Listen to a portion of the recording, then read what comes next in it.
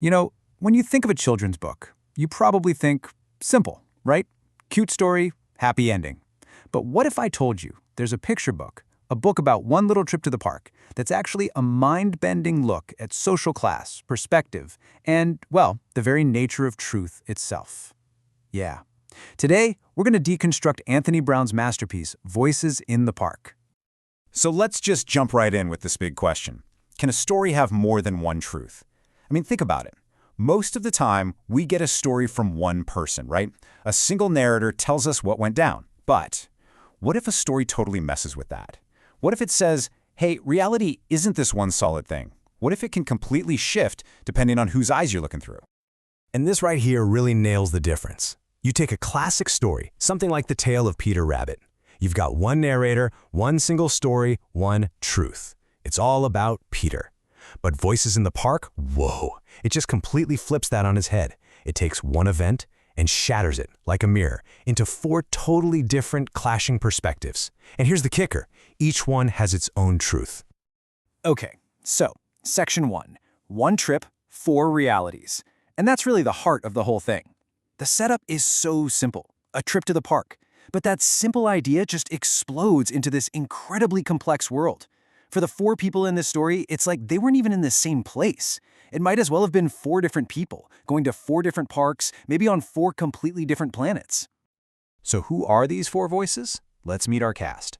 On one side, you have this wealthy, kind of snobbish, very protective mother and her quiet, timid son, Charles. And on the other side, you've got an unemployed dad, clearly down on his luck, and his daughter, Smudge, who is just this ball of assertive, playful energy.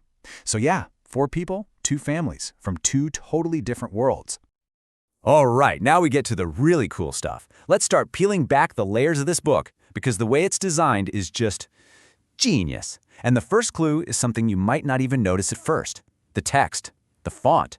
The author isn't just using words, he's using the shape of the letters to tell you a story before you've even read a single sentence. I mean, look at this. The fonts are basically characters themselves. The mother gets this formal serif font. It just feels rigid, upper class, a little stiff. The father? His text is bold and rounded, way more approachable, working class. And then you have the kids. Charles's font is super thin and fragile, which is perfect for his timid personality. And Smudge? Hers is this fun, hearty, playful font that just jumps off the page. It's so full of life. And here's a perfect example. Look at the mother's line, "I called Charles away at once." See how that font looks? It's so formal and tall, it feels proper, almost controlling, doesn't it? It just screams upper-class authority. You can practically hear her clipped, disapproving voice just by looking at the letters. Now contrast that with the father's text. We'd been down to the job center. Totally different vibe, right? It's bold, it's rounded, it's completely informal. You immediately feel like you're dealing with a different kind of person, someone more grounded, maybe with a warmer voice. The font alone is telling you about his social situation and his, less pretentious personality. Okay, so the text is doing a ton of heavy lifting here.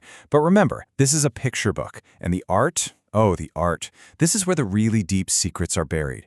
It's got this dreamy, almost surreal watercolor style, and the illustrations, they show us everything the characters can't say, or maybe what they won't say out loud. But first, before we dive into the art, we have to talk about the gorilla in the room, right? This is the first thing everybody notices. Why are they all gorillas?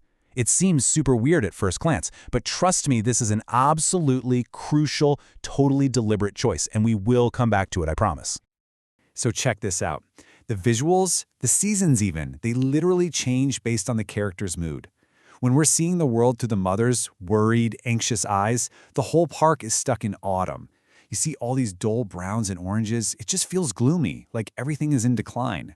But then, the second the two kids, Charles and Smudge, start playing together, boom, the whole scene just explodes into springtime. Suddenly, everything is vibrant pinks and greens. It's all about new life, new connections. And this is the key takeaway, right here. The art isn't about logic. It's not trying to show you a photograph of what happened. It's all about emotion. The whole point is to show you how a character feels about what's happening. It's a window straight into their head. And here's a brilliant example of that. This is from Smudge's point of view. When she sees the wealthy mother getting all angry and flustered, she doesn't just see an upset gorilla. Nope. In her reality, The mother's hat literally pops off her head and just hangs there in the air. The flowers on her scarf stand straight up like they're shocked. It's the perfect surreal kid's eye view of what a grown-up tantrum looks like. So let's recap. We've got shifting perspectives, we've got fonts with their own personalities, we've got art that's all about emotion. So, what does this all add up to? Well, it's all part of a bigger idea, a literary movement called postmodernism. It's a puzzle box. Okay, don't let that word postmodernism scare you off. It sounds complicated, but the core idea is actually pretty simple. All it really means is a style of art or literature that questions the whole idea of a single absolute truth.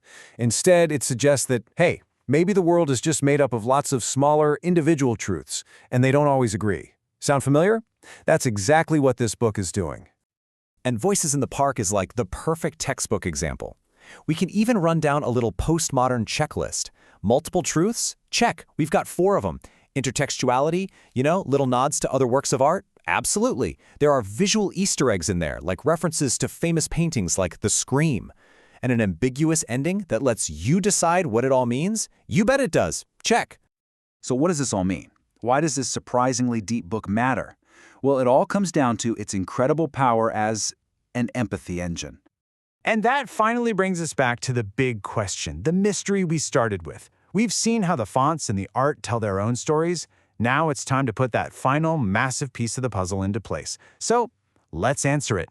Why gorillas? The answer is it's brilliant. It's all about bypassing our own biases. Just think about it for a second. If these were human characters, what would we do? Our brains would immediately start jumping to conclusions, right? We'd see a wealthy woman in a fur coat or an unemployed guy on a bench, and we'd slap all our stereotypes on them. We'd judge them based on our ideas about class. But by making them gorillas, the author just strips all that baggage away. Suddenly, we're not looking at symbols of wealth or poverty. We're just looking at a nervous mom, a worried dad, a lonely little boy, and a happy little girl. It forces us to connect with their feelings, with their humanity first.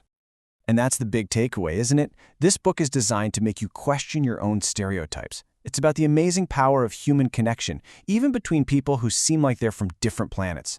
But more than anything, it's a lesson in empathy. It's a reminder of that simple but really profound idea. Your perspective is never the whole story. There's a perfect quote that sums this all up. The deeper you dig, the more meaning you get. This isn't a book you just read once and put away. It's a puzzle. It rewards you for looking closer, for digging into every single detail in the words and in the pictures.